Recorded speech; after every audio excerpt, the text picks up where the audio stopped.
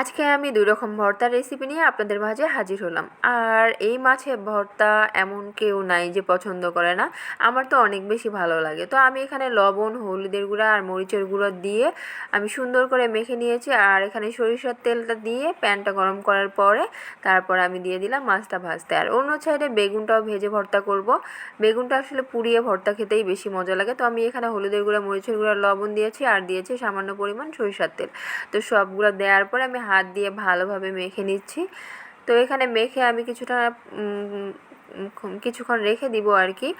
আর অন্য সাইডে আমার মাছগুলো ভাজা হয়ে যাচ্ছে আর কি। তো এখানে তেল দেওয়ার কারণ হচ্ছে মশলাটা খুব সুন্দরভাবে গায়ে লেগে যাবে একটার সঙ্গে একটা। তো এই কারণে আমি সামান্য পরিমাণ তেল সবসময় দিয়ে দিই। আর যেহেতু ভর্তা খাবো তাই আমি সাদা তেলটা না দিয়ে এখানে সরিষার তেলটা দিয়েছি। তো আপনারাও চাইলে সরিষার তেল বা সাদা তেল মানে সয়াবিন তেল যেটা ইচ্ছা আপনারা দিতে পারেন। তো অন্য সাইডে আমার মাছগুলো প্রায় হয়ে গেছে। আর আমি এখানে দেশি রসুন নিয়েছি মাছ ভর্তার জন্য। তো আমি এখন এই রসুনগুলো ছিলে নিচ্ছি। আর হচ্ছে অন্য সাইডে আমার মাছগুলো হয়ে গেছে, আমি এখন সেগুলো উল্টে পাল্টে দিব আর কি। তো একটু সাবধানতার সহিত দেওয়া উচিত। আমার হাতে এক হাতে ফোন আর এক হাতে মানে নাড়তেছিলাম, এই কারণে আর কি একটু অসুবিধা হচ্ছিল। তো আমি এগুলো ভালোভাবে উল্টে নিয়ে তারপরে হচ্ছে চলে যাব। তো আমার এখানে সবগুলো উল্টাপাল্টা দিয়ে দেখা যাচ্ছে অলমোস্ট আমার মাছ ভাজাটা হয়ে গেছে। এখন আমি আপনাদের সঙ্গে শেয়ার করব হচ্ছে বাকি প্রস্তুত প্রণালীগুলো। সেগুলো হচ্ছে আমি এখানে রসুন নিয়েছি কাঁচা এবং আর এখানে নিয়েছি কাঁচামরিচটা। তো এইটাও আমি ভেজে নিব। তার আগে আপনাদের সঙ্গে একটা আমার হচ্ছে পার্সেল আপনাদের সঙ্গে শেয়ার করতে। আমি সব সময় আপনারা আমাকে যারা জুয়েলারি পরতে দেখেন গলার বা কানের আর হচ্ছে হাতের, তাদের জন্য ছিল আজকের এই ইয়াটাই। তো আমি সবসময় ভিভো থেকেই কিনি আর কি। তো ওদের মানে জুয়েলারিগুলো যেমনটা দেখাচ্ছি তেমনটাই দেয় সব সময়। তো ভাবলাম আপনাদের সঙ্গে শেয়ার করি। আমি এখানে 2টা পায়েল অর্ডার দিয়েছি। এটা আসলে আপনারা চাইলে নূপুর হিসেবে পড়তে পারেন। আমার মেয়ের আর আমার জন্য অর্ডার দিয়েছিলাম।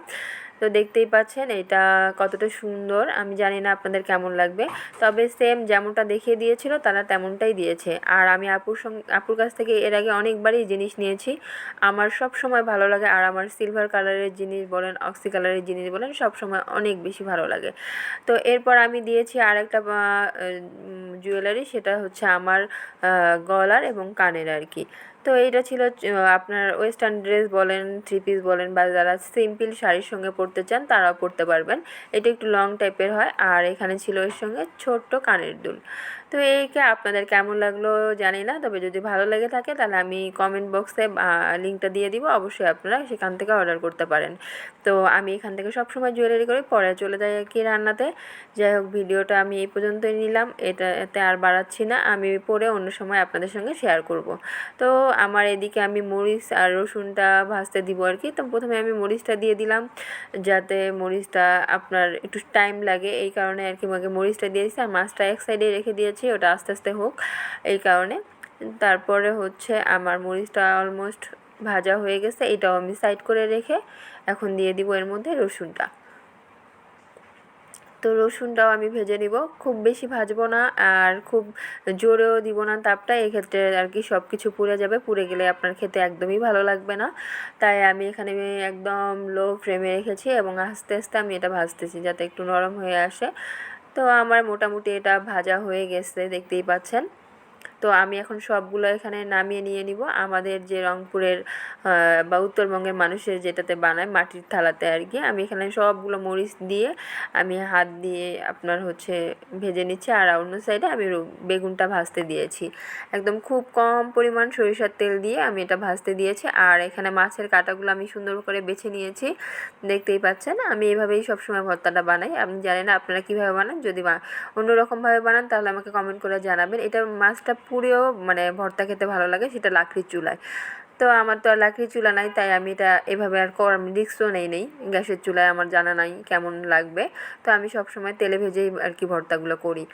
তো আমার বেগুন ভাজাটাও হয়ে গেছে। আর আমি এখানে হালকা একটু তেল ছিল, এর মধ্যেই পেঁয়াজটা দিয়ে দিচ্ছি, যেহেতু গরম ছিল বাহিরে, যদি নষ্ট হয়ে যায় তাড়াতাড়ি। তো এই আমার মাছ ভর্তাটাও প্রায় হয়ে গেছে। আর আমি একটু মরিচ আর মানে রেখে দিয়েছি উঠিয়ে, যাতে বেগুন ভর্তাটাই আমি দিতে পারি আর কি। তো এখানে আমি মরিচ রসুন সব ভালোভাবে মিক্স করে মাছটা মিক্স করে এখন হাত দিয়ে আমি পেঁয়াজটা দেওয়ার পরে সরিষার তেলটা দিয়ে মেখে নিচ্ছি। দেখতেই পাচ্ছেন কতটা লোভনীয় হয়েছে, খেতেও কিন্তু বেশ হয়েছে। আপনারা একবার ট্রাই করে দেখতে পারেন। তো এইভাবেই আমার এটা এখন আমি উঠিয়ে রাখবো। এরপর আমি বেগুনের বাহিরের চালগুলো উঠিয়ে ফেললাম। উঠে আমি রেখে বেগুন ভর্তাটা এখন বানাবো।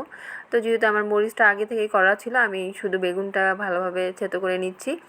নিয়ে সবগুলো আমি একসঙ্গে মিক্সড করে আরও একটু পেঁয়াজ কিছুটা পরিমাণ ছিল সেটা দিয়ে আমি এখন বেগুন ভর্তাটা উঠিয়ে ফেলবো একটু সরিষার তেল দিয়ে।